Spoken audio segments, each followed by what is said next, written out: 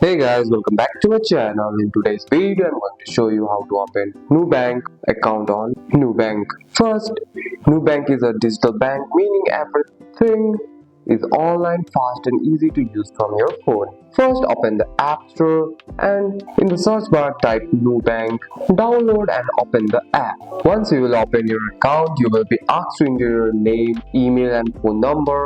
Nubank will send you a verification code to your phone. Type the code to the app and they will really know it's you.